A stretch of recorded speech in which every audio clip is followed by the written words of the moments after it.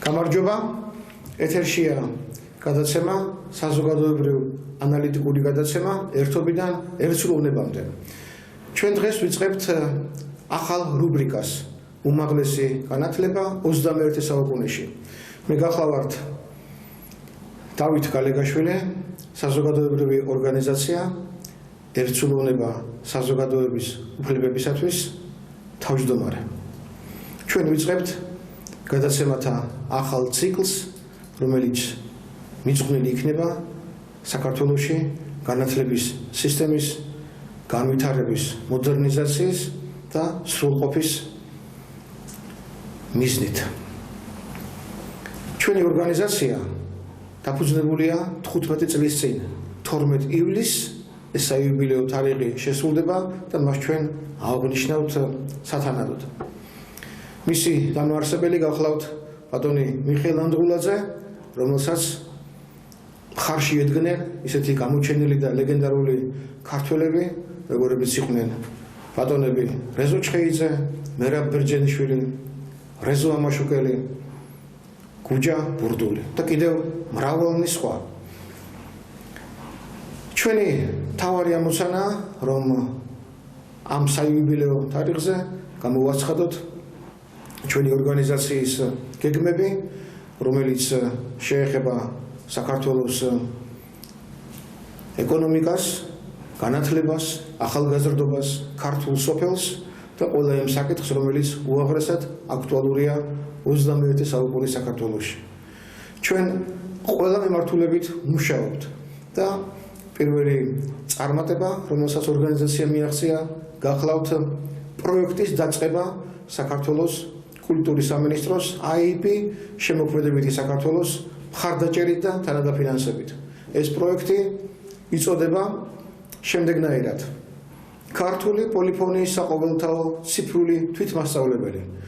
15 აპრილს დაიწყო მუშაობა და 6 თვეში, 15 ოქტომბერს იგი დასრულდება კიდეც. პროგრამა და პროექტი ითვალისწინებს ახალი საიტის შექმნას, ახალი პროგრამის ჩაწერას, რომელიც საშუალებას მისცემს საქართველოს ყველა მოქალაქეს, ასევე უცხოეთში მაცხოვრებელ ყველა ქართველს და შეიძლება ითქვას, რომ დედამიწაზე მაცხოვრებელ ყველა ადამიანს თვითონ შეისწავლოს ქართული მრავალხმიანობა. მხარს გვიჭერს აფხაზეთის დევნილთა სამინისტროც, რომელიც ძვირფას და შესანიშნავ იდეას გვაწვდის, თუ რა არის კიდევ რომ დაემატოს იმ 10 სიმღერას, რომელიც პირველ ეტაპზე ჩაიწერება.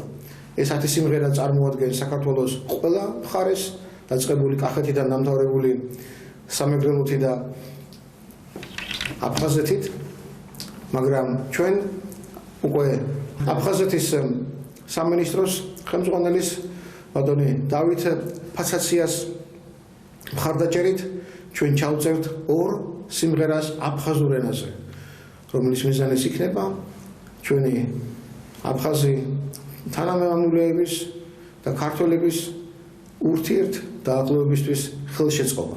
ჩვენი სტუმარია ბატონი ლევ გეონჯიანი და გვინდა ვთხოვოთ ბატონ ლევს, რომ მან დაიწყოს უკვე ახალი რუბრიკა, რომელიც უმაღლეს განათლებას შეეხება, რომელიც ხელმძღვანელობს განათლების მიმართულების მთავარ სეგმენტს, რომელიც შეეხება უმაღლეს განათლებას და ნაწილობრივ სკოლის ასაკის ახალგაზრდებსაც. გამარჯობა, ბატონი ლევ. ჩვენ მოხარულები ვართ თქვენი მონაწილეობით, თქვენი დაინტერესებით და თუ წარმოგვიდგენთ თქვენს თავს გააცნოთ მაყურებლებს თქვენი მოღვაწეობის შესახებ, მადლობელი დავჭერთ. დიდი მადლობა, ბატონ დავით. მე ვთვლი, რომ ჩემთვის დიდი ბედნიერება არის აი ამ ორგანიზაციაში გაწევრიანება და მაქვს სრული უფლება ჩემი აი გავლილი ბიოგრაფიიდან გამომდინარე რომ რაღაც სიახლე შემოვიტანო და რაღაცა ურჩიო საზოგადოება ჩვენ მაყურებელსაც. თუ ჩემ გავლილ გზაზე თუ ვისაუბრებთ კარგი მეხსიერება მაქვს საბავშვო ბაღიდან მახსოვს ყველა ის ეტაპი ბარიერი, მაგრამ მაინც სკოლიდან დავიწყოთ მათემატიკური სკოლა, სადაც ჩვენი ასე ვთქვათ აი გადაპროგრამება მოხდა მშვენიერი მასწავლებლები, დიდი გამოცდილების მქონე 42 სკოლა, მაშინ ვერ გვასახელების არ ერქვა და პრაქტიკულად აი ამ სკოლამ მოგვამზადა უნივერსიტეტისათვის. ანუ თბილისის სახელმწიფო უნივერსიტეტი ჩემთვის გახდა და ჩემი თანაკლასელებისთვის ის პლატფორმა, სადაც აი ეს ცოდნა მზაობა ყველანაირად, რაც ჩვენ მივიღეთ სკოლაში, იქ დავიწყეთ ამ ფუნდამენტზე უკვე წარმოდგენების აგება. მე ძალიან მაინტერესებდა ბავშვობიდანვე მინდოდა ასტრონომია, ასტროფიზიკა, გატაცებული ვიყავი ამით და აი ამ მექანიკა-მათემატიკის ფაკულტეტზე იყო ზუსტად ეს სპეციალობა. უნივერსიტეტში შემიძლია ვთქვა, რომ უდიდესი ასე ვთქვათ სერიოზული ძალიან აი ესეთი მუხტი მივიღეთ ჩვენ პროფესიული თვალსაზრისით. ეს იყო თბილისის უნივერსიტეტის 50 წლის თავი, როდესაც მე მოვხდი უნივერსიტეტში, მაშინ იყო პიკზე. ისეთი ხალხი დადიოდა ჯერ მეორე კორპუსის, მერე მაღლივი კორპუსის კორიდორებში, ესე ვჩერდებოდი, ხო? ჯოვოშვილი აკადემიკოსი რო გაივლიდა, ბატონი ვიქტორ კუპრაძე, კიდევ სხვები, არჩილ ხარაძე, ჩვენთვის ეს იყო სამაგალითო ელიტა კოჰორტა, ეხლა რო დავიწყოთ ჩამოთვლა, ახალგაზრდებიც იყვნენ სხვათა შორის იქ და ჩვენ მათ უყურებდით. ნუ მინდა ვახსენო, რომ იქ იყო ძალიან ესეთი სერიოზული შერჩევა ყოველ შემთხვევაში. იქ ყველას შეეძლო უკვე პირველივე კურსიდან პროფესორი გოგი ლომაძე ისეთ ბარიერს ვიყენებდა, რომ აუცილებლად აი ეს ალგებრის კურსი უნდა ყოფილიყო თვით შემოწმების, უნარების შემოწმების. შემიძლია თუ არა გავხდე მათემატიკოსი, შემიძლია თუ არა ვიმუშაო მექანიკაში, ასტრონომიაში და ვთქვათ ასტროფიზიკაში. 100 სტუდენტი მზადდებოდა, იყო ფაკულტეტზე. საბოლოო ჯამში ახლა რომ გითხრათ პროცენტულად ვინც მერე დარჩა, ვინც უმაღლეს სკოლაში იმუშავა, ну დაახლოებით იქიდან 20%-ია. ანუ შერჩევის ის რაოდენობაც იყო. და ასტრონომიის კათედრაზე ვსწავლობდი, ახლა ვერ ვიტყვი, რომ მაშინ ქონდა პრობლემები ქართულ ასტრონომიას, ასტროფიზიკას, აი ფიზიკოსებთან არ ქონდა ურთიერთობა, ძალიან დიდი კონკურენცია იყო. ყოველ შემთხვევაში ეს სპეციალობა მექანიკა-მათემატიკის ფაკულტეტზე აღმოჩნდა და ბატონი ევგენი ხარაძე, რომელიც იყო კათედრის გამგე, მაშინ გახდა აკადემიკოსი იყო უკვე ზრუნავდა იმაზე, რომ თბილისში ჩატარებული იყო საერთაშორისო და ძალიან დიდი დონის, აი საბჭოთა კავშირის უმაღლესი დონის კონფერენციები და ჩვენ ვხედავდით იმ სამაგალითო ადამიანებს, რომლებიც მოხსენებებით გამოდიოდნენ. მათ გარშემო შეკრებილ სტუდენტებს, ისინი ჩვენთანაც კათედრაზე მოდიოდნენ და საუბარი შეგვეძლო. თან ვხედავდით ისეთ ადამიანებს, რომლებიც აი იყვნენ სამი გზის შრომის გმირები, ატომური ბომბის შემქმნელები, მათი მოსწავლეები და ვხედავდით იმ პერსპექტივას, ანუ ჩვენ თვალწინ გადაიშალა ეს ყველაფერი. როცა დავიწყე უკვე ასტროფიზიკაში მუშაობა, საკმაოდ კარგად ვიყავი მომზადებული, мотиваცია მქონდა და აი აბასთუმნის ობსერვატორია ჩემთვის იყო ის პირველი ასპარეზი, სადაც მე დავიწყე უკვე ჩამოყალიბება პიროვნული, თან იყო უყურებდი ამას როგორც სოციალურ ლაბორატორიას, ჩაკეტი ლაბორატორიას და მოხდა ესეთი რაღაცა, რომ პროფესორი აპოლონ შეროზია, რომელიც ფილოსოფიის კურსზე გიყავდა, დღეს ითვლება უკვე აღიარებულია, რომ ქართული ფსიქოლოგიური სკოლის ერთ-ერთი ყველაზე თვალსაჩინო წარმომადგენელია. დიმიტრი უზნაძის განწყობის თეორია პრაქტიკულად ინფორმაციულ სისტემებთან გაერთიანა, შემოიღო დამატებითობის პრინციპი და იქიდან იწყება საერთოდ მსოფლიოში ახალი ეპოქა ფსიქოლოგიაში. ეს დადასტურებული დაწყებული იყო მოგვიანებით 79 წელს ეპოქალური კონფერენცია ჩატარდა და სოფლიომ გაიგო რა ხდება საქართველოში, რამხელა პოტენციალი არის და ანუ ნახეთ უკვე სკოლიდან მე მქონდა ის იდეალური უნივერსიტეტის სკოლიდან უკვე და უნივერსიტეტიდან ანუ უმაღლესი სკოლიდან მქონდა იმ უმაღლესი მოდელის უკვე რაღაც ელემენტები აღქმული რომ საბუნებისმეტყველო მეცნიერებები, ზუსტი მეცნიერებები და ამავდროულად ჰუმანიტარული მეცნიერებები. Ბატონო, პროფესორ შეროზია სემინარებზე ჩვენ იმ საკითხებზე საუბრობთ, რასაც მაშინ მუშაობდა. ანუ სტუდენტებს ესაუბრებოდა თავის იდეებზე. მერე გამოიცა ეს ყველაფერი იმ კონფერენციის შრომებში და გამოიცა კიდევ ცალკე ბროშური. და იქიდან იწყება ათვლა და უცხოეთში აი ნეიროლინგვისტური პროგრამირების დიდი მოღვაწეები, სპეციალისტები იძახიან, რომ დაიწყო ეს ნეიროლინგვისტური პროგრამირება, რომელიც განათლებაში იყო შემოსული მერე როგორც პროგრამირებადი. სწავლა იწყება უზნაძე შეროზიას მოღვაწეობით. მე ამას დაემატა კიდევ გაცილებით გვიან, კიდევ ამაზეც ვილაპარაკებ.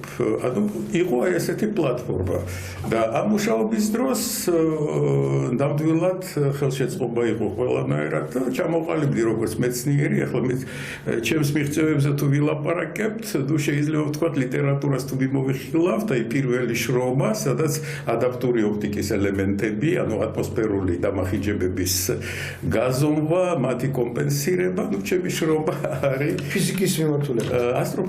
ასტროფიზიკური ხელსაწყოთმშენებლობის, ასე ვთქვათ, მეთოდოლოგიის მიმართულებით. ну მოგვიანებით აღმოჩნდა, რომ მე კიდევ იყო ესეთი დარგი ვითარდებოდა, რომელშიც მუშაობდი ჰელიოსეისმოლოგია, სადაც შეისწავლებოდა სერიოზულად უკვე მზის რხევები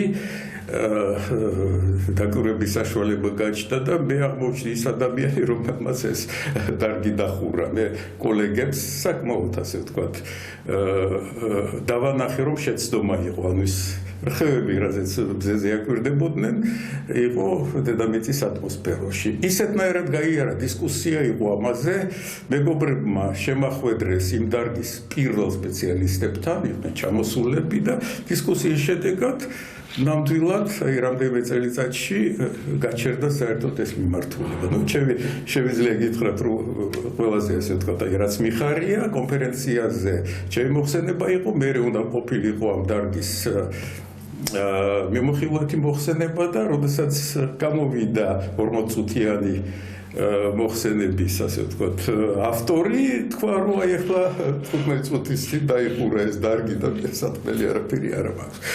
მთავარია, რას ვამბობ ახლა, რომ ეს გაკეთდა ისეთნაირად კოლეგიალურად. მე არსად არ ვიძახოდი, რომ აი თქვენ შეცდომა დაუშვით რაღაცა. უშუალოდ იმად გავაგებინე, რაში იყო შეცდომა და დავანახე, როგორ შეიძლება ამის გამოსწორება, ხო?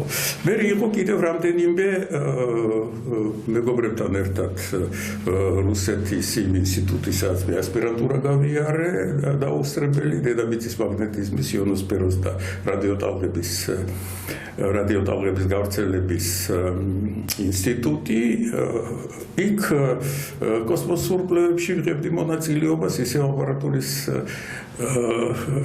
აპარატურის შექმნაში და კიდევ ერთ-ერთ ჩემ დიდ მიღწევად ვთვლი საექსპერტო დასკვნას, რომელიც თავის დროზე იყო აი რონალდ რეიგანის ვარსკვლავთობების იდეაზე.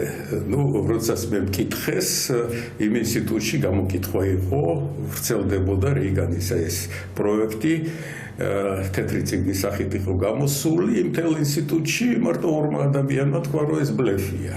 შეუძლებელია. კიდევ ერთი 25-30 წელიწადია საჭირო, რომ აი ეს ვარსკვლავთობების კონცეფცია, ანუ სარაკეტო ბაზები ორბიტებზე და დედამიწაზე სამიზნეები და ასე შემდეგ და მე მთხოვეს მაშინ, რომ აი დაგვიწერე 80-იანი წლებია უკვე. 80-იანი წლები დავწერე დასკვნა და ну მე მთხოვეს, რომ არსად არ ილაპარაკოთ, რომ ჩვენ თუ ვილაპარაკებთ, რომ ეს მართალია დაფინანსებას გაგვიზრდიან და სინამდვილეში სინამდვილეში შიში მე ისეთი აღმოჩნდა, რომ საერთოდ ჩამოიშალა ის სამხედრო საწარმოო კომპლექსი საბჭოთა კავშირში და აი ასეთი ძალიან დიდი გამოცდილება მივიღე და ვთვლი რომ შემიძლია ამაზე საუბარი. როდესაც უკვე საბჭოთა კავშირი დაიშალა, კიდევ რაღაც პერიოდი მუშაობდი ჩემ კოლეგებთან, ყოველ შემთხვევაში საერთაშორისო კოსმოსური სადგურის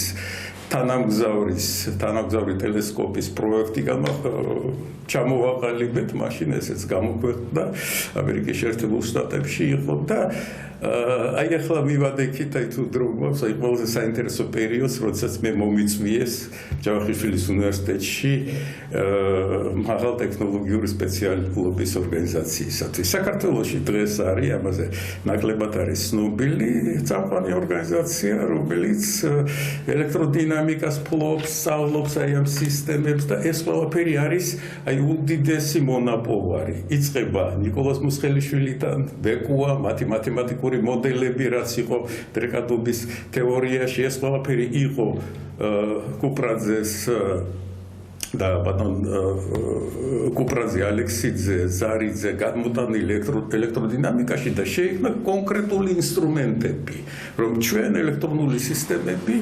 შევისწავლოთ მოდელირების დონეზე. და დავაჩქაროთ ის საინჟინრო პროცესები. აი ამ კომპანიამ დაარსა სპეციალობა, ორჯერ წამიყვანეს სხვადასხვა წლებში საერთაშორისო კონფერენციებში და ვხედავდი მათ წონას. აი დღეს ამ კომპანიას აქვს კადრების პრობლემა და ამიტომ მეც ვარ ამაზე შეწუხებული და აქ უკვე 2007 წელს ჯერ ერთი წელი ჩვენ ვემზადებოდი და იწყო უკვე ამ პროგრამაზე მუშაობა. საკმაოდ დიდი ხნის განმავლობაში 13 წელი მუშაობდი ამ პროგრამაზე. მივახციეთ იმას, რომ ამერიკული აკრედიტაცია მივიღეთ, მაგრამ როდესაც ამ მიღწევის შემდეგ მე მითხრეს უნივერსიტეტში, რომ აი სტუდენტების ჩართვა სამეცნიერო საქმიანობაში არ არის საჭირო. მთავარია სტანდარტებს იცნობდნენ და იმ კომპანიის ხელმძღვანელსაც უთხრეს ეს, აი მაშინ წავედი იქიდან. და ეხლა საუბარია უკვე ჩვენ საერთაშორისო დოკუმენტებზე, რომ მეცნიერება უნდა იყოს ჩართული, ხო? და კიდევ ორი უნივერსიტეტი გამოვიარე პარალელურად, ну ისეთნაირად აღმოჩნდა, რომ შეროზიას დროიდან დაწყებული მქონდა უკვე რაღაც სერიოზული წარმოდგენა განწყობის ზოგად ფსიქოლოგიურ თეორიაზე. ამას ვიყენებდი, როდესაც აი ვაყალიბებდი აი ამ პროგრამას ელექტრული და ელექტრონული ინჟინერიის და იყო აი ჩემ ხელში ყოველ წელს და 500-600 სტუდენტი გადიოდა, ზოგადი კურსი იყო. დღესაც ხვდები ქალაქში აი ამ ჩემ ყოფილ სტუდენტებს და ყოველთვის მეუბნებიან რა კარგი კურსი იყო, ხო? ბატონო, აი სადმე გამოცემული უნდა იყოს, ხო? სისტემურ აზროვნებას ვასწავლი და მე ეს ყველაფერი იხსნებოდა და ეს იყო ძალიან დიდი ჩემი გამოცდილება და კიდევ 2016 წელს მე მომიწვიეს უკვე ანდრია პირველწოდებულის ქართულ უნივერსიტეტში, საპატრიარქოს უნივერსიტეტია, ექსპერიმენტული კურსის სასაკითხად ექსპერიმენტულ ფსიქოლოგიაში 7 წლის განმავლობაში განწყობის თეორიასთან დაკავშირებულ კურსს ვკითხულობდი, ლაბორატორიაში ვკვდები ჩემ საინჟინრო სპეციალობის სტუდენტებთან და ეს იყო ბედნიერი ვიყავი, როდესაც მოდიოდნენ აი ამ კურსზე მაგისტრატურაში იკითხებოდა, უკვე გამოცდილების მქონე უკვე ახალგაზრდები, რომლებიც მუშაობდნენ სხვადასხვა დარგში, იურისპრუდენციაში, განათლებაში, მედიცინის მართვაში და ეუფლებოდნენ ამას. და ყოველთვის მეუბნებდნენ, რომ ბატონო, თქვენი განწყობის თეორია განსხვავდება იმისაგან, იმიტომ რომ პარალელურად კიდევ ერთი კურსი იკითხებოდა, მაგრამ უფრო გასაგებია და გამოყენებადია. ანუ აი ახლა მე მინდა ეს ყველაფერი დავაგვირგვინო იმით, რომ ჩემი სამეცნიერო დარგში საქმიანობა ითვალისწინებდა პროდუქტის შექმნას. ანუ ცოდნა, პუბლიკაცია უნდა ყოფილიყო პროდუქტის შემცველი. ეს უნდა ყოფილიყო ხელსაწყო, მეთოდოლოგია, დაკვირვების შედეგი და ცოდნა იმ ობიექტის შესახებ, რასაც ვაკვირდებოდი. ასტროფიზიკური ობიექტები, მზედადამიწის კავშირის ლაბორატორიაში იქნა, აბასთუმის ობსერვატორიაში ხელმძღვანელი ვიყავი და გეოფიზიკაც იყო ჩართული ამაში. ანუ პროდუქტზე ორიენტირება და როდესაც მე დავიწყე მუშაობა უნივერსიტეტში, ჩემი ასე ვგრძნობდი მე, რომ პროდუქტი უნდა ყოფილიყო სტუდენტი. ანუ ის სტუდენტი, რომელიც თანამედროვე მოთხოვნებს დააკმაყოფილებს. და დღეს ვამაყობ ჩემი სტუდენტებით, ხო, წლები გავიდა და ვთვლი, რომ აი ამ პროდუქციის შექმნის მეთოდოლოგია შევიმუშავე და ვარ კმაყოფილი, მაგრამ როდესაც მეუბნებიან, რომ აღარ გჭირდება ჩვენ აი ესე თავარია სტანდარტები იცოდეს, ხო? ნუ რა ვქნა? სტანდარტებიც რომ აღარ არის? სტანდარტებიც აღარ, იცით რა, სტანდარტებზე თუ ვისაუბრებთ, ჩვენ სტანდარტი ჭირდება გარკვეული პარტიის პროდუქციის გამოშვებას. აი მე თუ მეტყვიან, რომ აი იცით რა, აი ახლა აი ესეთი სტუდენტები ვჭირდება ჩვენ ასეთი რაოდენობით, მაშინ ვაწესებთ სტანდარტებს და რაღაც წლების განმავლობაში 5 წელი აბსოლუტურად საკმარისია, რომ გამოუშვათ პარტია. თქვა 50 სტუდენტი ამის ცოდნა. მე უნდა შევცვალოთ. კოლეგები სულ მეუბნებიან, თქვენ თუ სულ ცვლით ამ სილაბუსს რა არის? მოთხარი იცვლება. მოთხოვნები იცვლება. როგორი სიხარით იცვლება თანამედროვე სოფლიოში? სწრაფად იცვლება და ეხლა აი როდესაც დავინახე, რომ აი ეს ყველაფერი არ მუშაობს ისეთნაირად, კიდევ იყო აი ამ ხიდების ასაგებად ზუსტად საბუნებისმეტყველო და ჰუმანიტარულ მეცნიერებებს შორის კიდევ მომიწვიეს საპატრიარქოს თამარ მეფის სახელობის უნივერსიტეტში. იქ ვცდილობდით, იქაც არ გამოგვივიდა და მე მაშინ გადავწყვიტე, რომ იცით რა, უნდა გამოვიდე საერთოდ ამ სისტემიდან. აქ მე ვერ ვხედავ გაართლების სისტემაში, უმაღლესი გაართლების სისტემაში იმ ადგილს, სადაც მე შემიძლია ვიმუშაო შედეგიანად. ანუ შევქმენი ჩემი შეპესე კაპიტალის შესაქმნელად კი არა, რომ პროცესი ეს პროექტი იყო სიცოცხლის უნარიანი, დავარქვი STEM სისტემები, Science, Technology, Engineering, Mathematics, როგორც სისტემები, 4 კომპონენტი, როგორც სისტემა ერთმანეთთან კავშირში და დავიწყე მომზადება აი ასეთი ინფორმაციული გზავნილების, რომ იყოს აი ამ გარემოში იმ ჩემი სასწავლო კურსები და ამ დროს ისე ვარგა ჩემი კონტაქტი თქვენს ასე ვთქვათ მეგობართან, ჩემს მეგობართან, ბატონ მიხეილ ანდღულაძესთან მოვედი და დავინახე, რომ მარტო არა ვარ თურმე მე შემიძლია ის პოტენციალი რაც დამიგროვა და გაუზიარო ამ ორგანიზაციას და ეს ყველაფერი რომ ნახე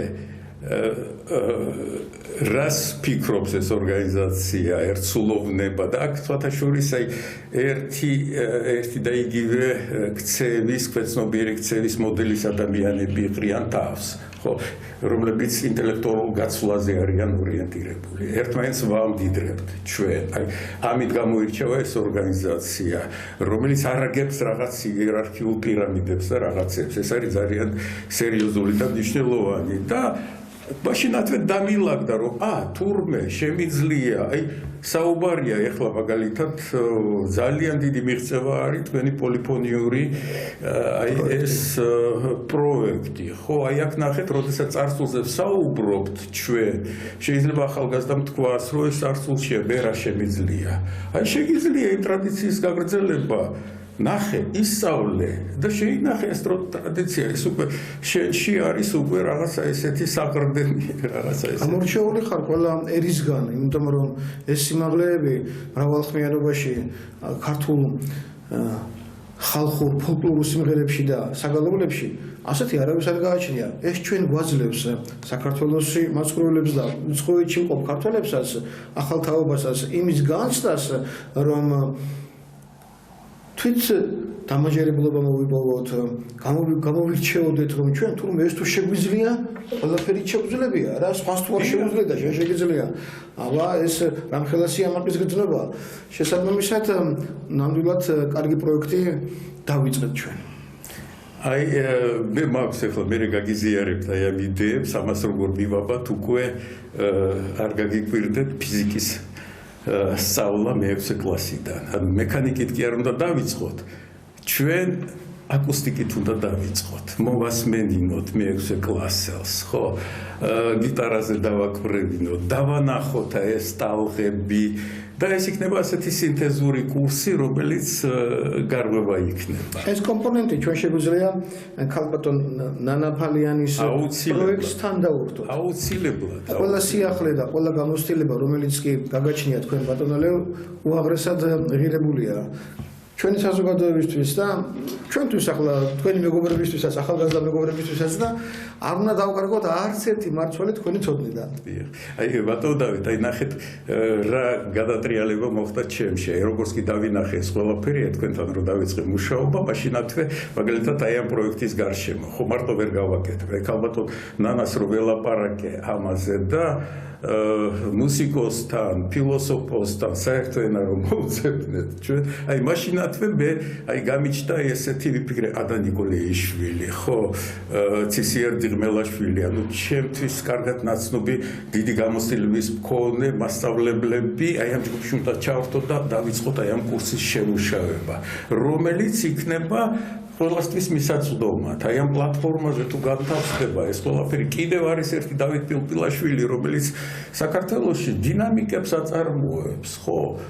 ძალიან მაღალი ხარისხის აქვს წარმოება შექმნილი, ახლა მართალია ერთი წელია შეჩერებული აქვს, მაგრამ ისეთი ტექნოლოგიური რაღაცეები აქვს, კონსერვირებული ეს ყველაფერი, რომ ამას თუ აი ეს დაედება ესეთი ცოდნა ახალგაზრდები მივლენ, ბატონ დავითთან ვლაპარაკობდით იმაზე, რომ აკუსტიკის ლაბორატორია მოვაწყოთ. ვისაუბროთ ამაზე. კიდევ მოახსენებ მსმენელს და მაყურებელს ჩვენი ორგანიზაციის ძირითად მიმართულებებს, რომელიც ჩვენ გვინდა რომ ყველას გაუზიაროთ. შეიქმნა ახალი საიტი. მას ქვია ersu.g. ეს არის ეს არის ველი, ციფრული ველი, რომელიც გვაძლევს საშუალებას ყველა მსურველს გაეცნოს ჩვენს შეთავაზებებს, ჩვენს მიზნებს და ასევე მიიღოს მონაწილეობა, როგორც ბატონი ლევი ბრძანებდა, რომ დაასახელა ეს ძალიან მცოდნე ადამიანები სულ ეხლახანს, ასეთივე სხვა ადამიანებმაც შეძლონ თავიანთი დაგროვილი ცოდნის ერთ სისტემაში მოქცევა და გაზიარება. ნებისმიერი მიმართულებით, ეს იქნება განათლება, ეს იქნება ეკონომიკა, ეს იქნება სოფლის განვითარება, ნებისმიერი რამ, მეცნიერების დარგები ცალ-ცალკე რომ წავიღოთ და აი მე წაგიკითხავთ რამოდენიმე შეთავაზებას, რომელსაც ჩვენი ორგანიზაცია ასე აცხადებს, რომ ამ საიტზე თუ თქვენ დარეგისტრირდებით, თქვენ შეგიძლიათ გახდეთ ქვეყნის მეპატრონე, საქართველოს საზოგადოების სრულუფლებიანი წევრი. წვლილი შეიტანოთ ქვეყნის განვითარებაში, ბედნიერი მომავლის დამკვიდრებაში. მიიღოთ მონაწილეობა ეროვნული ინტერესების გამოკვეთაში, საზოგადოებრივი აზრის ფორმირებაში, საინტერაქტივო სოციოლოგიური გამოკითხვების პლებისციტში, ანუ მიიღოთ ამაში მონაწილეობა, გაეცნოთ ადამიანებს და მათ აზრებს და ასევე გააცნოთ თქვენი ნაფიქრალი, დაგროვილი გამოცდილებები, შექმნათ საინტერესო ახალი თემები, წარმოაჩინოთ სასარგებლო იდეები. ამიტომაც ქვია ჩვენს ორგანიზაციას, რომ ეს არის ერთსულოვნება საზოგადოების უფლებებისათვის.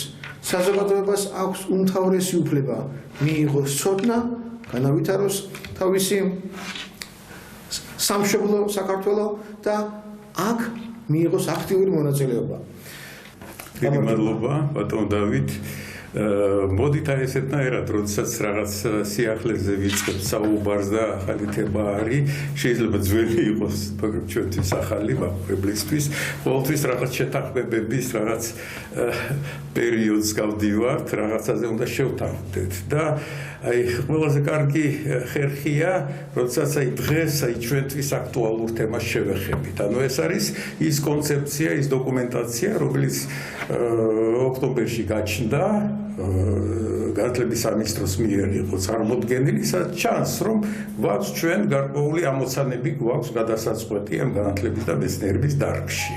და იქ წერია გამოწვევები და სათანადო წერია ამოცანები, რას უნდა განხორციელდეს. და მე ვთვლი, რომ აი ამ თვალსაზრისით უნდა, რადგან ერთსულოვნება ქვია ჩვენს ორგანიზაციას, უნდა დავეხმაროთ. ანუ პრემიერ-მინისტრმა იმ გადაცემაში გთხოვა, მოგვიწოდა, რომ გითხარით, რაში ვცდებით, ან რაში ვართ მართლები, რომ იყოს ეს მსჯელობის საგანი. საყვედურიც კი უთხრა საზოგადოებას, რომ ამდენი ხანი არის ეს კონცეფცია და არც ერთი შედეგი არ არის. შენ უნდა შევეცადოთ.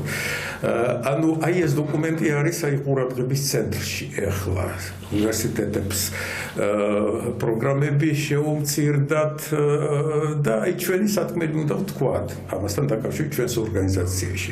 მაგრამ ყოველთვის როდესაც არის აი ლოკალური პრობლემა დავარქვა თუ ლოკალური რაღაც გამოწვევები თუ რაღაც არის გასაკეთებელი, რომელიმე სახელმწიფოში ყოველთვის უნდა შევხედოთ აი დროში თუ ეს არის ავადმყოფობა, რამდენად მძიმეა, ავადმყოფობის ისტორია როგორია და მერე სათანადო წამალიც უნდა მოიწევნოს. ანუ ჩვენთან აი საქართველოში არსებული ეს გამოწვევები არის მსოფლიო გამოწვევები. ანუ ჩვენი კაცობრიობა დგას სერიოზული პრობლემის გარშემო. აი შარშან წლის დასაწყისში ამერიკის შეერთებული შტატების ეროვნულმა აკადემიამ ეს დარგებია მედიცინა, ინჟინერია, მეცნიერება, ინჟინერია და მედიცინა გამოაქვეყნა ესეთი წიგნი. სახელწოდება ქართულად ვთქვათ, ეს არის მეცნიერების შესახებ გავრცელებული ყალბი ინფორმაცია და მის შესახებ ამ ფაქტზე რეაგირება. ხო, ესეთნაირად, ეს იგი 350 გვერდიანია ესეთი ნაშრომი, სადაც გაანალიზებულია ეს ყველაფერი, რატო გახდა ეს პრობლემა და აქედან გამომდინარე როგორ გაჩნდა ეს პრობლემა და იქ გარკვეული ანალიზიც არის და დღესაც საჭიროა რომ ამ საწყისებს დაუბრუნდეთ. ანუ ჩვენი გამოწვევები და ჩვენი ამოცანები იმ მოვლენათა შუქზე უნდა განვიხილოთ. ეხლა რამდენით უნდა დავუბრუნდეთ ჩვენ ვთქვათ წარსულში, რომ დავინახოთ, როდის იყო ერთი შეცდომა, როდის იყო მეორე შეცდომა, როდის იყო მესამე შეცდომა. ეს უნდა გავაანალიზოთ. აუცილებლად. ამის გარეშე ვერ დავინახავთ გასაკეთებელ მომავალს. დიახ, როგორც მედიცინაში არის ხოლმე, ეხლა მე რომ მკითხოთ პირადად, მე ვთვლი, რომ გასული საუკუნის 70-იანი წლებიდან დაიწყო საქართველოს განათლებაში და მეცნიერებაში პრობლემები. მე რომ მკითხოთ პირადად და მე ამას ვაკავშირებ საუნივერსიტეტო ბიბლიოთეკის დარბევასთან, იმიტომ რომ იქ სადაც იყო პირველ კორპუსში აი ტრადიციული ხის, ასე ვთქვათ, ავეჯით მოწყობილი კლასიკური ბიბლიოთეკა, იმაზე იყო მიტანილი იერიში, როდესაც ახალი ადმინისტრაცია მოვიდა ბატონ ილია ვეკვას შემდეგ და თითქოს შენდებოდა ბიბლიოთეკა, ახალი შენობა, მაგრამ ეს ფონდები, სადაც იყო ეს ადგილი გათავისუფლდა, კორპუსებს შორის გვირაბში იყო შეტანილი მთელი ეს ლიტერატურა და იქ ადმინისტრაცია მოაწყო თავისი ადგილსამყოფელი, მარმარილოთი დაიწყო პირველი კორპუსის დერეფნების პირველი მოპირკეთება და ეს იყო ეცით როგორ უყურებდით. აი იქამდე ჩვენ შევდიოდით, აი ამ სამკითხველო დარბაზში რომ შევდიოდით, მაშინ ჩვენ პროფესორებთან უკვე გქონდა ჩვენ ესეთი პირველი სინჯები. მე ყოველ შემთხვევაში ბატონ ჯონდოშარი კაძესთან გავაკეთე ჩემი პირველი სამეცნიერო ნაშრომი და იქ რომ მივდიოდი და რომ ვჯდებოდი და პროფესორებთან ერთად რომ ვიჯექი იმ აი კლასიკურ ბიბლიოთეკაში, რომელიც დღეს აღარ არსებობს, ხო? და როდესაც ეს ყველაფერი იყო დაკარგული ადმინისტრაცია გაფართოვდა იმ დროიდან დაიწყო მთელი რიგი პრობლემები. თუმცა შეიძლება ადამიანები ფიქროს რომ მე რა თუ სხვა გადავიდა, მაგრამ მართალი ბრძანდებით ამ ელემენტს გარემოს უზარმაზარი ქვეცნობიერი მნიშვნელობა გააჩნია. თუ რაღაცა იცვლება, რომელიც უაღრესად მნიშვნელოვანია, მაშინ შინაარსიც კარგავს თავის ღირებულებას რა. დიახ, იმიტომ რომ აი ნახეთ, აი ჩემთვის ეს იყო ჯერ იმ ნაწილში შესვლა იმ დერეფანში, სადაც იყო უახლესი წიგნები, ჟურნალები იყო დალაგებული და მე იყო ფონდები, იყო სამკითხველო დარბაზი, აი ვკანკალებდი ესეთნაირად რაღაც რიტუალებით იყო ჩემთვის, ხო, იმდენად სულ სხვა გარემო იყო და როდესაც ეს ყველაფერი დაიკარგა და როდესაც მივდიოდით უკვე წიგნების ასაღება და გეუბნებოდი რომ ეს გვირაბშია, ეს მიუწვდომელია და ეს აი ის სამყარო რისთვისაც ვიყავ იმზად მოიშალა. ანუ ეს ყველაფერი აი ასეთნაირად იმ მომენტიდან პირადად ჩემთვის დაიწყო ეს ყველაფერი. თან საინტერესოა რომ იმ მომენტისთვის ანუ 70-იანი წლების დასაწყისში შემუშავდა საერთოდ აი მსოფლიო მეცნიერებაში გარკვეული კონცეფცია როგორი უნდა იყოს განათლება და უმაღლესი განათლება 21 საუკუნეში. ეს ყველაფერი არის დალაგებული და მიზანსტრაფული სისტემების კონცეფცია შემუშავდა რასელ აკობს ვახსენებ ხშირად, რომელიც ფსიქოლოგებთან თანამშრომლობდა. ეს ყველაფერი დალაგდა და ამ მომენტში, როდესაც ეს მზად იყო, ყველა ელოდებოდა და იქ პირდაპირ წერია ამ შრომებში, რომ სისტემური აზროვნება უნდა იყოს ახალ საუკუნეში ის ძირითადი მიზანი და სტუდენტის ინდივიდუალური თვისებების განვითარება, ანუ არა პროგრამები, აწყობილი, დალაგებული, სტანდარტიზირებული, არამედ უმაღლესი განათლების და საერთოდ განათლების მისია უნდა იყოს, რომ პირადი, ციტატას დაუმატე, ფსიქოფიზიოლოგიური უნარების განვითარება, წყურვილის განვითარება ცოდნის მიმართ და ამ წყურვილის დაკმაყოფილების ინსტრუმენტები უნდა მივაწოდოთ. საკმაოდ აი ამ კონცეფციიდან გამომდინარე ჩამოყალიბა ეს ყველაფერი და სათანადო ასე ვთქვათ, სისტემური ხედვაც იყო, ოპერაციებიც იყო ეს ყველაფერი დალაგებული და მერე მოხდა რაღაცა, რომ 21 საუკუნეში რომ შევედით, დაიწყო ბოლონიის პროცესი. ეხლა ბოლონიის პროცესზე აღარ ლაპარაკობენ ისე, როგორც იყო ვთქვათ 15-20 წლის წინ. პროპაგანდის დონეზე იყო აყვანილი ბოლონიის პროცესი, პროპაგანდა მიდიოდა. რომ ჩვენთან ხდება რაღაც საოცრად კარგი რამ, სიახლე შემოდის მსოფლიოს გაუთანასწორდებით და ასე იყო მოტყუებული ქართული საზოგადოება. ნულოვან წლებში. გეთანხმებით, ზუსტად ეს იყო, რომ როდესაც აი ქართული მეცნიერება და განათლება განიცდიდა გარკვეულ კრიზისს, აი ამ დროს უკვე ექსპერიმენტის სახით ჩვენთან შემოვიდა სტანდარტიზაცია. ანუ კონვეიერიზაცია განათლების და უმაღლესი განათლების. ეხლა კონვეიერებზე თუ ვილაპარაკებთ, კონვეიერებს რაღაც ხარისხის, მაღალი ხარისხის პროდუქციის გამოსაშვებად უდიდესი გამოცდილების და ცოდნის ადამიანები აგებენ როგორც სისტემას. დაიყვანენ ამას იმაზე, რომ უშუალოდ კონვეიერზე მარტივი ოპერაციების შესასრულებლად უნდა მუშაობდეს ხალხი, ვისაც არ აქვს უნარი იმ მაღალ მატერიებზე ფიქრი. და აი ეს იყო ზუსტად შემოსული ჩვენს ქართულ რეალობაში, იქიდან აი პირდაპირ ახალი უნივერსიტეტების რექტორები ლაპარაკობდნენ სილაბუსებზე, ამაზე, იმაზე, რაც იყო იქ. ფაქტია, რომელიც უნდა ვაღიაროთ, რომ ჩვენთან საქართველოში ბოლონიის პროცესის პირველი ვერსია 10 წლის დაგვიანებით დაიწყო დანერგვა.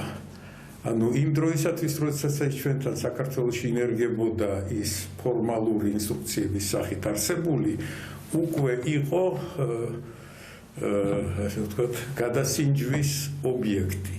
10 წელი როდესაც გავიდა 2009-2010 წელს ევროპის განათლების მინისტრთა შეკრებაზე აღიარეს, რომ ბოლონიის პროცესმა არ გაამართლა ბიუროკრატიამ, აიღო ხელში ეს ყველაფერი და შედეგი არ აქვს. და მინისტერიალმა მაშინ მოუწოდა პროფესორებს და სტუდენტებს რომ ხელში აიღეთ თქვენი ინიციატივა, დავიწყოთ ამაზე ფიქრი და დაგვეხმარეთ. ანუ ესე ტექსტი იყო.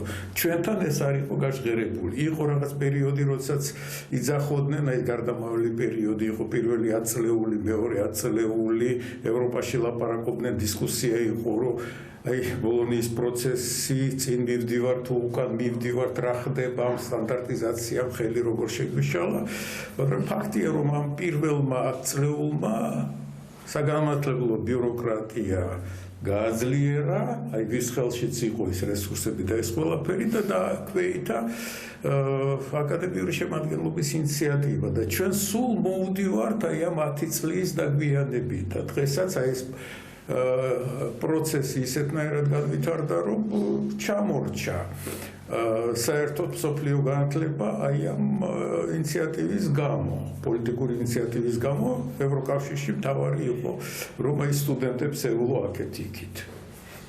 და არა მარტო ევროპას შეეწყო, ამერიკასაც შეეწყო ეს ყველაფერი, იქაც ჩამორჩა, ანუ მე ამას ყველაფერს იმიტომ გეუბნებით, რომ დავინახოთ, რომ აი ჩვენ დღევანდელი აი ასეთი გამოწვეულია იმ ისტორიული პროცესით.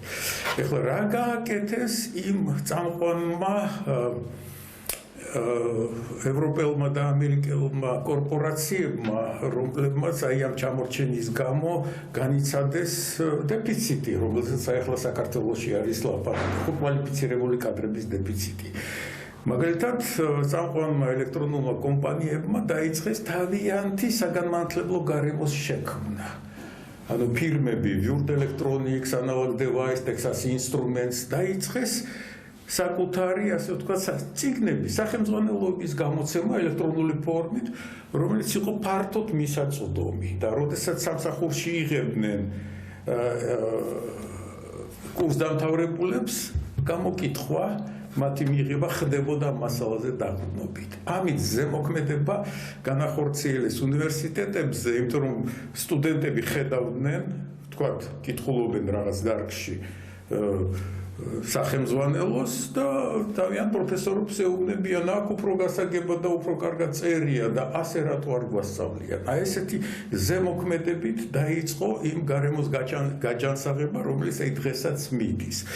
2015 წელს აი კომპანიამ, რომელიც ვახსენე, წამიყვანა საერთაშორისო კონფერენციაზე ქალაქ დრეზდენში და იქ იყო გამოფენა და დავინახე კომპანია Viurt Electronics-ის მიერ გამოცემული სახელმძღვანელოები.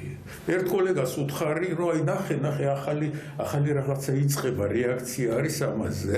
ჯერ ვერ მიხვდა და მეორე კოლეგა წავიყვან, დავანახე ისე, ეს ყველაფერი უნდა ვიყიდოთ. ეს ყველაფერი უნდა იყოს ჩვენს ბიბლიოთეკაში, სტუდენტებს, სტაჟიორებს უნდა დავანახოთ და მერე დავინახეთ, რომ ის პირველი, ვისაც უთხარი, ის კოლეგა მორბის, ბაიმე, რა სერიოზული რაღაცა ხდება. ანუ ეს ტენდენცია დღეს არსებობს. ანუ მოხდა დაინტერესებული საზოგადოების ზემოქმედება აი ამ საგანმანათლებლო ბიუროკრატიაზე. აი ჩვენთანაც მე მინდა მთავრობას მოუწოდო და ეს ორგანიზაცია სულოვნება ჩვენ მივმართოთ. დიახ, რომ აი ჩამოყალიბდება ის იდეები და გამოიკვეთება რომელია უფრო მნიშვნელოვანი, ჩვენ ოფიციალურად მიმართავთ მთავრობას განათლების სამინისტროს. მთავრობა უნდა ხედავდეს, რომ აქ არსებობს ჯერ პოტენციალი. ეს პოტენციალი ნამდვილად არის. მე პირადად ვიცნობ ისეთ ადამიანებს, რომლებიც აი პედაგოგიკაში სერიოზულად მუშაობენ, უმაღლესშიც მუშაობენ, უმუშავია და დაიწყო ესეთი საინტერესო პროცესი ზემოქმედება. ანუ საქართველოშიც ჩვენ აი ამ ამოცანების გადასაწყვეტად რაც იმ კონცეფციაში იყო, აი ესეთი მექანიზმი უნდა დავამუშავოთ, ხო? სასწავლო კურსები გელაპარაკეთ ადრე და კოლეგებსაც ველაპარაკე, რომ სხვანაირად დავიწყოთ. ბავშვები დავაინტერესოთ. ჩვენ გამოცდილება იმ ადამიანების, რომლებიც უშუალოდ პროდუქციაზე, უშუალოდ აი ჩვენი შეხედულებების კოპირებაზე, ჩვენს მომავალთაობაზე, ორიენტირებაზე ვიყავით ორიენტირები, ჩვენ გვაქვს ეს მარაგი და ორგანიზაცია მოხარული ვარ, რომ ხელს უწყობს ამას. საჭიროა რაღაც, ასე ვთქვათ, აი ნდობის მანდატის შექმნა.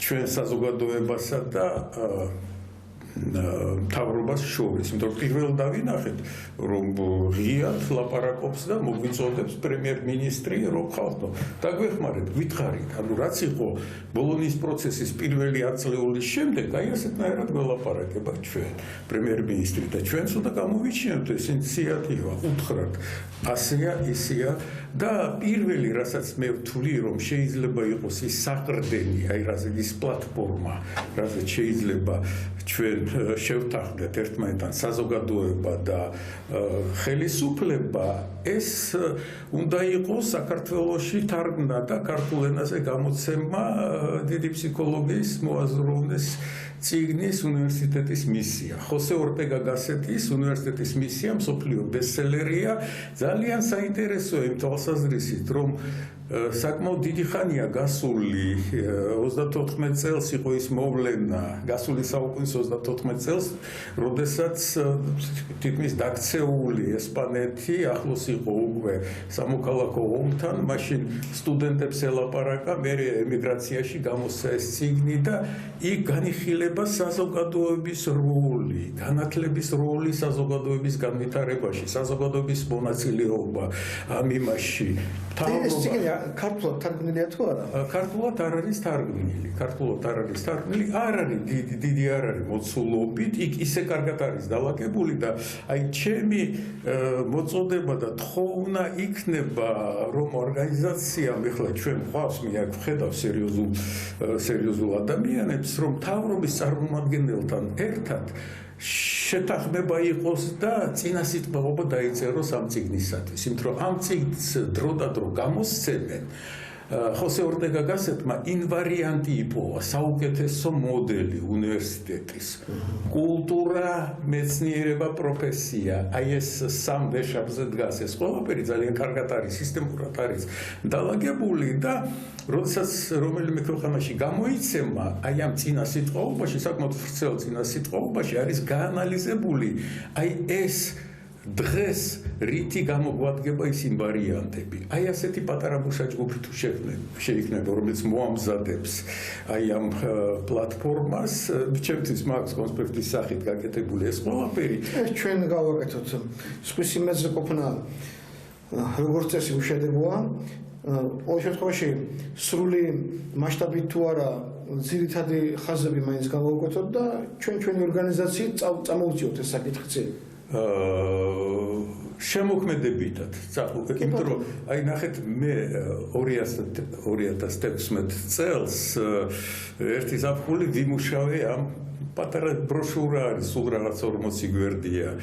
და ვაკონსპექტებდი და თითქოს აი ხოსე ორტეგა გასეტს ველაპარაკებოდი და მისი ციტატებით გავაკეთე ჩემთვის აი ესეთი კონსპექტი, სადაც დავწუნდი კიდევ ერთხელ, რომ უნივერსიტეტის საუკეთესო მოდელი მოძებნა ხოსე ორტეგა გასეტმა და ეს უნდა იყოს აი ის პლატფორმა, რომელსაც დაეყრდნობა კონცეფცია, უმაღლესი განათლების კონცეფცია, რომელიც გამოქვეყნდა და საშუალო განათლების განვითარების კონცეფცია. ბატონო ლევი, ჩვენ რომ წარმოვიდგინოთ დროის თვალსაზრისით, ბოლო ნახევარი საუკუნე ვთქვათ, სოციალისტური რეჟიმის განათლების მიღწევები აი 70-იან 80-იან წლებში იწყებენ დეგრადირებას. ისინი თანამედროვე მსოფლიოს უკვე ვეღარ შეესაბამებიან ეკონომიკური განვითარების თვალსაზრისით და აქედან გამომდინარე მეცნიერების ხელშეწყობის თვალსაზრისითაც. იმიტომ რომ იქ მაინც საბჭოთა კავშირში სხვა პრიორიტეტები იდგა, ვიდრე ყველაფერი, ასე რომ ვთქვათ. შემდეგ მძიმე პერიოდი დაუდგა საქართველოს 90-იანი წლები, შესანიშნავი კადრები, მცოდნე მეცნიერები, ყველა მიმართულებით ყავდა, მაგრამ გარემო იყო ისეთი, რომ ახალი თაობა უკვე ვეღარ იზრდებოდა, როგორც საჭირო იყო, თუმცა იზრდებოდა. ნულოვან წლებში, როგორც ბრძანეთ, ბოლონის ამ პროცესმა თავისი უარყოფითი წვლილი შემოიტანა. ესე იგი, ის ძველი, რაც კარგი არსებობდა, იმას ხაზი გადაუსვა დიდ ნაწილში, ხოლო ახალი თუ კი რაიმე კარგი გააჩნია ბოლონიას ის არც კი დაუნერგია პრაქტიკულად ჩვენ ორი ნაბიჯი გადავდგით უკან და წინ ერთი პატარა ნახევარი ნაბიჯი შეიძლება კი წავიძიეთ ამიტომ ჩვენი გადაცემა და ჩვენი რუბრიკაც ასეთი სათაურითაა რომ უმაღლესი განათლება 21 საუკუნეში ჩვენ აი ეს უნდა გავითვალისწინოთ რაც ახლა მე წავუდგინე მაყურებელს და მსმენელს და აი ამ თვალსაზრისით ანალიზი, დიაგნოზი და უკვე აი ამ გავლილი ნახევარი საუკუნის ფარგლებში რა შედეგები გამოჩნდა და რისი გარდაქმნა საჭირო, რისი დაწყებაა საჭირო, რომ რას კი რაიმე კარგი არსებობს და ხა თქვენ ბრძანდები და თქვენი ამდენი კოლეგა არის კიდე უაღრესად განათლებული ადამიანები, პედაგოგიკის უზარმაზარი გამოცდილებით, რომლებიც ჯერ კიდევ ენერგიულები ბრძანდებით და რომელთაც შეგიძლიათ უახლოეს 10 წელიწადში ეს დანერგოთ და გადასცეთ მომავალ თაობებს. არ უნდა ჩამოუჩეთ 21 საუკუნეს. თქვენ ახლა გაგიკვირდებათ აი აქ ჩამორჩენაზე ვსაუბრობ, მაგრამ გვაქვს ჩვენ აი ეს წერტილოვანი ადგილები, ინიციატივები მასწავლებლების რაღაც მიმართულებებში, სადაც ჩვენ ევროპას ვუსწრებთ. აი შარშად ოქტომბერში წამიყვანეს ისე კონფერენციაში, რომელიც სორბონას უნივერსიტეტის ახალი ასე ვთქვათ კამპუსის ტერიტორიაზე მიმდინარეობდა და რაც ეხება აი ტექნიკურ საქმიანობას, ჭირკედელაობას, აი დღეს ძალიან პოპულარული ხდება მქონდა საშუალება რომ შევადარო აი ჩვენი მაგალითად STEM ასოციაციის ინიციატივა, რომელიც ახლა ძალიან წელიწად ნახევარია, თითქმის 2 წელიწადია ვითარდება. ჩვენი მოსწავლეები არაფრით არ ჩამოურჩებიან იმ პირველ კურსელებს, მათი ლაბორატორიები და ინიციატივები.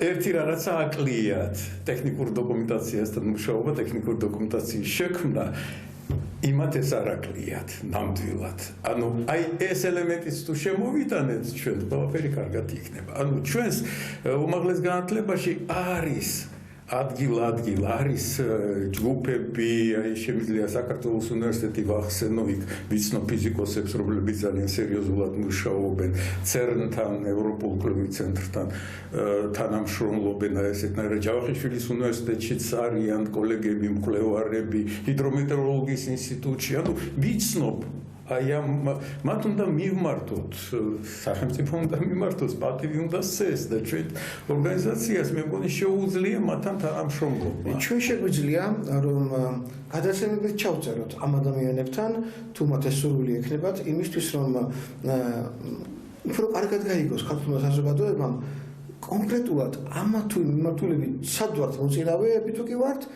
ან კიდევ რა გვაკლია რომ წინ წავიწიოთ. ანუ ჩვენ ეს არეალი გაგვაჩნია სატელევიზიო გადაცემების მათი მონაწილეობით გავაკეთოთ. ნამდვილად შეგვიძლია ბატონ დავით ეს ყველაფერი, აი მომეცა იმედი ერთხელ როცა სორბონაში დავინახე ეს ყველაფერი, ამიტომ დავიწყე იმ გზავნილების, ინფორმაციული გზავნილების მომზადება. მე ძალიან მიხარია, როდესაც აი პირველად როდესაც იყო რაღაც გამოფენა, ჩემი სტუდენტები მონაწილეობას იღებდნენ და იქ იყო რამდენიმე სკოლის გუნდი და ой, ბატონ ლევი თქვენ მზადდებითო? ნუ ჩემი ლექციები ინტერნეტში იყო და ჩვენ ამით სარგებლობთო. ჩვენ ჭირკედელობაში მე კიდევ კონსპექტის მქონდა გაკეთებული ესეთი ფართოდ და ეს პოტენციალი ნამდვილად არის და იმედი მაქვს რომ მოგვისმენს ჩვენ მთავრობა და აი ეს ველი უნდა შევქმნათ, ეს კულტურული სამეცნიერო ველი და აი აქედან წამოვლენ ბავშვები სკოლიდან და ნახავენ მიზანს. მე აი შემდეგ ერთ-ერთ გადაცემაში იმედია გავაგრძელებთ ამას, მოგიყვებით რა ინიციატივა ჩატარდა 2008 წელს საკადემიკო ჯუმბერ ლუკმინაძეს თაოსნობით. ჩვენ სამინისტროსთან ერთად განვახორციელებთ პროექტი კოსმოსური ოდისეა. ჯავახიშვილის უნივერსიტეტში 300 მოსწავლე მოიყვანეთ. კონკურსი 15 სკოლა იღებდა მონაწილეობას, უცხოელმა ექსპერტებმა თქვენს რომ თქვენ ბავშვებს უთხრეს თქვენ თუ ასე გააგრძელებთ, ევროპა 20 წელიწადში თქვენი იქნება ეზარებათ. როგორ გააგრძელეს? როგორ გაგრძელდა? როგორ გაგრძელდა სამწუხაროდ, აი მაშინ ის ტენდენცია იყო, რომ საქართველო იღებდა თანხებს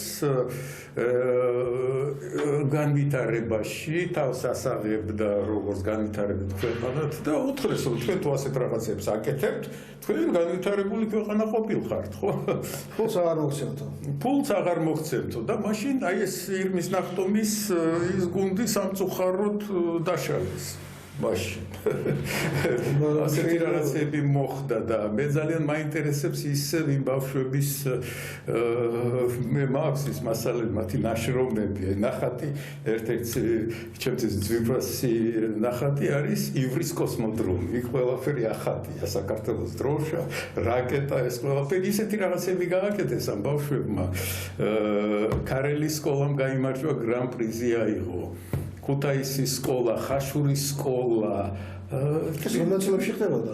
რომელი წლები იყო? ეს იყო 2007 წელს დავიწყეთ 2008 წელს 20 წლის წინ პრაქტიკულად. დიახ, ხო, და ეს იყო ისეთი იცით რა, გეოფიზიკის ინსტიტუტი იღებდა ამას მონაწილეობას, ის კომპანია ელექტრომაგნეტიკ კონსალტინგ software იღებდა ამაში მონაწილეობას, პრიზები დაარიგეს, ამას ჰქონდა აჟიოტაჟი, მე ჯავახიშვილის უნივერსიტეტის ეგიდით ვცდილობდით ამის აღდგენას და აი შეიძლება მალე იქნება უკვე 20 წლის თავი და ამის გამეორება შეიძლება ყველანაირად. ჩვენ შეგვიძლია რომ ის რაც უკვე ხდებოდა და გაჩერდა, ის გავიხსენოთ და ახალი შეთავაზება გავაკეთოთ განათლების სამინისტროს მისამართით, რომ აღდგეს აი ეს პროექტი. პროექტი დღეს არის აქტუალური. მაშინ ქარელის სკოლამ წარადგინა პროექტი მარსის ტერაფორმირება.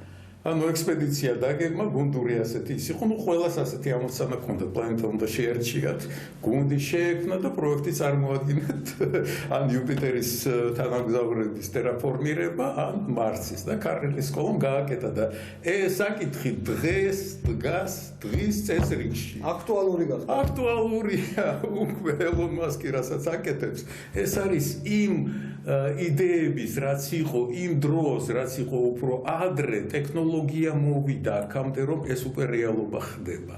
ნახეთ? აი ეს შეიძლება იყოს ერთ-ერთი პროექტი. წარმოგიდგენთ, მასალა გვაქვს, ნაშრომები რაც არის. მოდით გავაკეთოთ ეს ოფიციალური მიმართვაც და ვაცნობოთ რა ხდებოდა 20 წლის წინ. დღევანდელ სამინისტროს ხელმძღვანელობას მაშინ არ უმუშავია, შეიძლება არც კი იციან რომ ეს არსებობდა, შევახსენოთ და უთხრათ რომ თუ კი ისევ გააცოცხლებენ, ნამდვილად წაგვადგება. დრო თუ გვაქვს, მე კიდევ ერთ რაღაცას ვახსენებ. რამდენიმე წუთში დაგვჭა კიდევ. რაც შეიძლება იყოს 2009 წელს, აი ამ მუხტით, ამ პოტენციალით, ჩვენ საკმაოდ აქტიურად მუშაობდით ჯავახიშვილის უნივერსიტეტში, ქალბატონი მარიამ ლომაური აი ამ მუშაჯგუფს ხელმძღვანელობდა, მე საბავშვო უნივერსიტეტის დამაარსებელიც იყო ჯავახიშვილის უნივერსიტეტში. ქართულ ბანკის დაკვეთით ჩვენ შევადგინეთ საუნივერსიტეტო ლიცეუმების ქსელის პროექტი. 68 მილიონ ლარზე იყო გასულა მაშინ სადაც ეს ახალი ასე ვთქვათ აი საუკეთესო ახალგაზრდების შერჩევის გარკვეული სტრუქტურა იყო ჩამოყალიბებული 5 რეგიონალური ლიცეუმი საუნივერსიტეტო განათლების გაჯანსაღებისათვის. თუმცა მასალა თუ არ გვექნება, უმაღლესი განათლება ვერ განვითარდება და ეხლა რაც არის საუბარი სახელმწიფო უნივერსიტეტების გარდაქმნაზე, ასეთი პროექტის ხელშეუწყობს, აუცილებელიც კი გახდება. ბატონო ლევი, ჩვენ დღევანდელი გადაცემა შეგვიძლია დავასრულოთ და მივმართავ ტელემაყურებლებს. ჩვენ ვართ საზოგადოებრივი ორგანიზაცია ერთსულოვნება საზოგადოების უფლებებისათვის. ჩვენი რუბრიკა მიმდინარეობს უკვე მეორე გადაცემა. ჩვენ ასევე ამას გავაგრძელებთ აუცილებლად საზოგადოებრივ ანალიტიკურ გადაცემებში ერთობიდან ერთლოვნებამდე. იმედი გვაქვს, რომ თქვენ დაინტერესებით და კიდევ უფრო აქტიურად ჩაერთვებით ჩვენთან ალბათ ინტერაქტიული კითხვებით შეგვიძლია რომ შემოვიტანოთ და გავიგოთ კიდევ ვინ არსებობენ საქართველოში ვინც დაინტერესებულები არიან ასეთი საკითხებით, რომ ჩვენ ყველას მივცეთ საშუალება მათი იდეები, აზრები და სხვა რამ მოვიყვანოთ მოქმედებაში. დიდი მადლობა, შემდეგ შეხვედრამდე.